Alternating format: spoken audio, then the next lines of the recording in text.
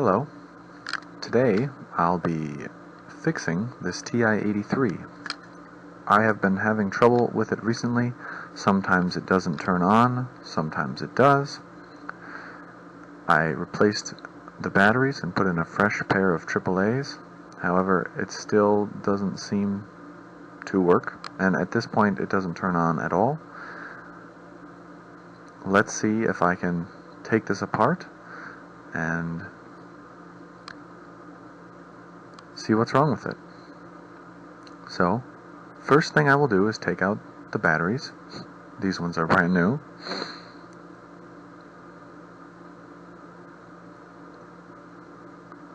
Next, I will take out the CR1616 backup battery as well. This is a very old calculator, and this battery is bad. I will need to replace it if I'm going to save any things within the memory. When removing this, be careful. There's a spring behind it, and it will fly across the room if you do not stop it.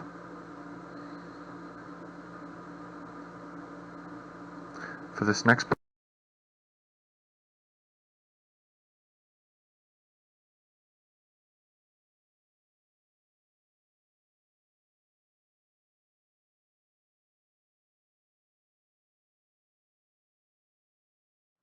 remove the 6 screws around the edge. Here, here, here, here, and here.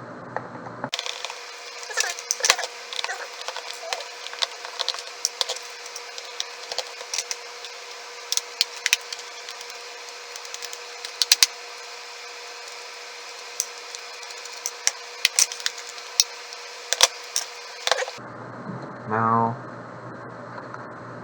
there are a couple clips on the top, and then 2 on the sides, one here and one here, that you will need to disengage in order to get this case open. If you're careful, you can do it without damaging the plastic too much.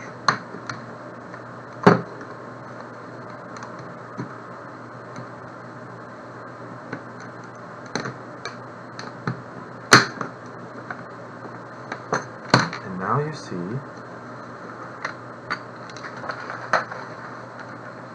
the inside of the TI-83. What you'll notice inside the case is that there are 2 metal pads that are contacted by the outside of the case where the batteries live. One is the positive terminal and one is the negative terminal.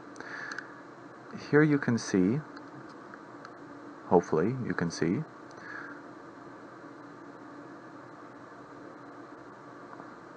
the 2 stainless steel springs that actually make contact with the motherboard. You have the positive and the negative terminal.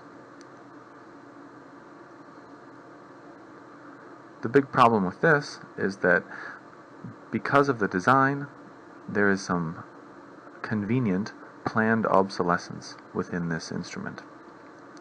The pads have a thin layer of gold to serve as the metal contact, but the stainless steel springs press strongly against these pads and quickly wear through them. If I had an evaporator, I would evaporate a new layer of gold on, but I don't have one handy with me.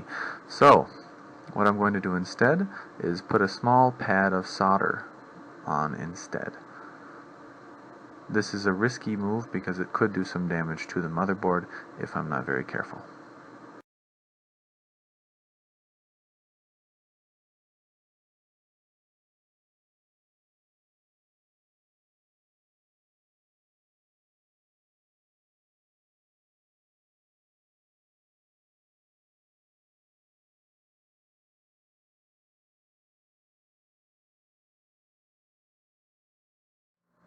This pad actually looks okay, but I'm going to do it anyway.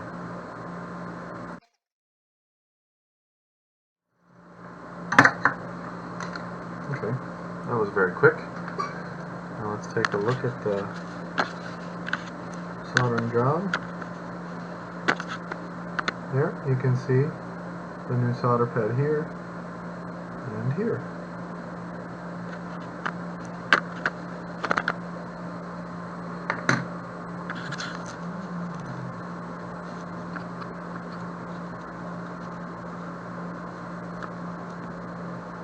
Now, I'm going to reassemble, making sure everything is lined up properly. All the screw holes are going to mesh okay.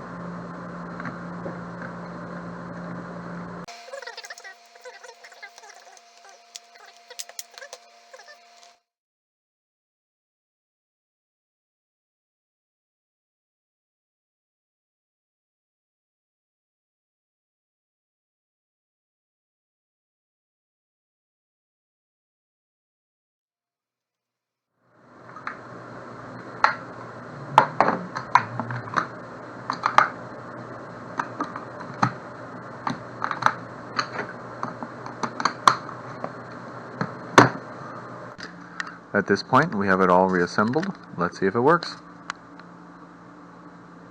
Well, it turns on. The RAM is cleared. Can it do math?